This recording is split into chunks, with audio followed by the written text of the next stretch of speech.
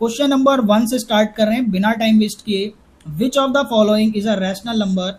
अब देखिए बेटा, चारों ऑप्शन में आपको देखते ही पता लग रहा है, आप जानते हैं कि जीरो सिर्फ यहाँ पर रैशनल नंबर है। इसके अलावा यहाँ पर आप देख रहे हैं √5 की वजह से ये इरेशनल हो गया, यहाँ √3 की वजह से ये नंबर इरेशनल हो गया, और पाई तो इरेशनल होता ही है, आप जानते हैं। Then question number 2, which of the following is irrational. Again चारों ऑप्शन में आप ध्यान से देखिए तो कौन सा ऑप्शन है जिसे बिल्कुल भी सॉल्व करने की जरूरत नहीं है और डायरेक्ट वो दिखाई दे रहा है कि वो एक इरेशनल नंबर है। √5 की वैल्यू हमें नहीं पता, तो √5 एक नॉन परफेक्ट स्क्वायर रूट्स है जो कि एक इरेशनल नंबर होता है। ठीक है, बाकी हमें ऑप्शन को सॉल्व करने की जरूरत नहीं है। अगर आप कहें तो कर भी लेते हैं। √4/9 का मतलब है √4 की वैल्यू 2 होती है और बेटे 9 का मतलब 3, तो 2/3 आ गया। 3 से 12 कैंसिल आउट हुआ तो आंसर आया यहाँ पर √4, एंड √4 की वैल्यू होती है बेटे 2। देन √81 को अगर आप लिखना चाहें तो √81 की वैल्यू क्या होती है 9, 9 9 से 81 होता है, आप जानते हैं। ठीक है, 9 का स्क्वायर 81। क्वेश्चन नंबर 3 पर आ गए हम। If x is equals to 2 plus √3 then 1 upon x is equals to। x की वैल्यू आपको दी गई है और 1 upon x की वैल्यू आपसे पूछी गई है। 1 upon x अगर हम फाइंड करें तो 1 upon x की जगह आप क्या रखोगे बेटे 2 plus √3।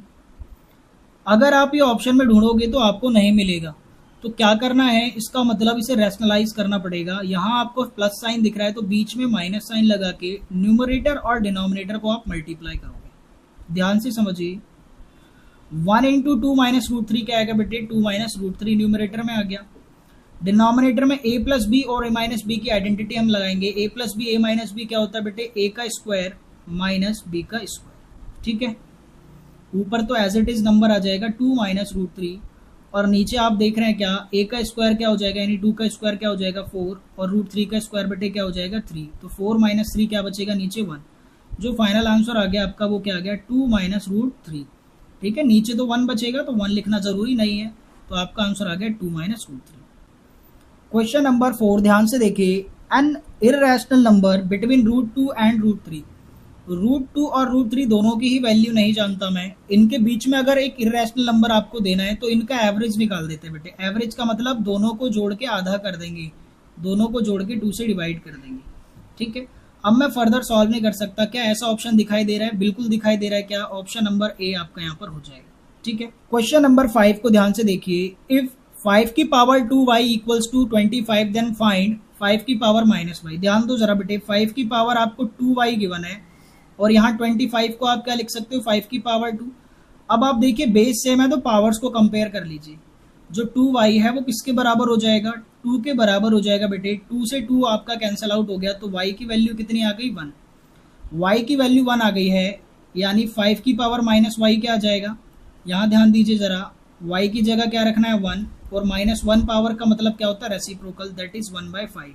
तो 5 की पावर -y आ गया 1/5, ऑप्शन नंबर डी। ठीक है, क्वेश्चन नंबर 6 ध्यान से पढ़िए। √6 इंटू √8। बेटे √6 इंटू √8 जानते हैं आप क्या हो जाएगा √48 हो जाएगा। क्या 6 8 जा 48 होता है। फर्दर अगर आप इसे सॉल्व करना चाहते हैं तो इसका जो आंसर आ जाएगा वो क्या आ जाएगा, चलिए सॉल्व कर लेते हैं। √48 को आप क्या लिख सकते हैं, तो 2 के टेबल में 24 टाइम्स, 2 के टेबल में 12 टाइम्स, 2 के टेबल में 6 टाइम्स, 2 3 जा 6 एंड 3 1 जा 3। आप देख रहे हैं बेटे यहाँ पर 2 का पेयर बन गया, यहाँ 2 का एक पेयर बन गया और 3 अंदर रह गया, तो 2 2 जा 4, 4 तो बाहर आ गया बच्चे और अंदर क्या रह गया 3, यानी आपका जो आंसर आएगा फर्स्ट का 4√3। क्या आंसर आ जाएगा 4√3। क्वेश्चन नंबर 7 को पढ़िए, ध्यान से समझिए। The decimal expansion of √3 is dash and dash. बेटे देखिए डेसिमल एक्सपेंशन, √3 एक आपका इरेशनल नंबर है, यानी इसका डेसिमल एक्सपेंशन जो होगा वो होगा non terminating and non repeating. Non terminating and non repeating आप लिख लेंगे। ठीक है, dash is a whole number but not a natural number. Question number 8 में आपसे पूछना है ऐसा कौन सा होल नंबर है जो नेचुरल नहीं होता। भाई 0 अकेला ऐसा नंबर है जो होल नंबर तो होता है पर नेचुरल नहीं होता है। चलिए क्वेश्चन नंबर 9 को आप ध्यान से समझेंगे, इंपॉर्टेंट क्वेश्चन है काफी। अंडर रूट आपके सामने दिया हुआ है 81 की पावर 0.50। 0.50 को आप 1/2 लिख सकते हैं क्या बेटे। देखिए जरा 0.50 है तो इसे डेसिमल हटाएंगे तो नीचे 100 आएगा, 50 100 से कैंसिल आउट हुआ तो 1/2 आ जाएगा। इतना आपको समझ आ रहा है। 81 की पावर 1/2 है और जब आप स्क्वायर रूट हटाएंगे तो दोबारा से पावर 1/2 हो जाएगी। ठीक है, आइडेंटिटी लगाई है हमने लॉ ऑफ एक्सपोनेंट। 1/2 इंटू 1/2 क्या हो जाएगा, 81 की पावर 1/4। अब 1/4 का क्या मतलब होता है भाई, अब ध्यान दीजिए जरा, जब आप यहाँ पेयर्स बनाएंगे तो यहाँ आपके सामने 4 है डिनोमिनेटर में, ठीक है बेटे, यहाँ पर आप इसे ऐसे लिख सकते हैं 81 और अंडर रूट में यहाँ पर 4 आ जाएगा और ऊपर पावर 1। तो 4 जब आप पेयर्स बनाएंगे यानी 4 नंबर को एक साथ निकालना है, तो यहाँ पर क्या बाहर आएगा 3। जब 4 बार को एक बार गिनेंगे तो 3 बार आया, आंसर आ गया 3 की पावर 1 और आंसर आएगा फाइनल 3। ठीक है, तो ये हो गया आपका question number 9। Between two distinct rational number there lie dash rational number. दो रैशनल नंबर के बीच में कितने रैशनल नंबर आ सकते हैं भाई, क्वेश्चन नंबर 10 में पूछ रहे हैं, तो आपका आंसर होगा इन्फिनाइट। ठीक है, आप लिख देंगे यहाँ पर मैनी रैशनल नंबर्स आ सकते हैं, infinity. The sum and difference of rational and irrational number is always a irrational number. मैं आपको बता दूं, जब आप किसी रैशनल नंबर में इरेशनल नंबर को जोड़ते हैं या घटाते हैं तो जो फाइनल आंसर आता है वो इरेशनल आता है। इरेशनल सभी नंबर को अपने जैसा बना देता है, यानी इरेशनली बना देता है, किसी के साथ ऐड हो, सब्ट्रैक्ट हो, मल्टीप्लाई हो या डिवाइड हो। Every rational number is a dash number. हर एक जो रैशनल नंबर होता है बेटे वो कैसा नंबर होता है, वो होता है रियल नंबर। हर एक जो रैशनल नंबर है वो क्या होता है, रियल नंबर। अगेन जो आपका क्वेश्चन नंबर 13 है उसमें पूछ रहे हैं -2/3 और 1/4 के बीच में एक रैशनल नंबर पूछा है।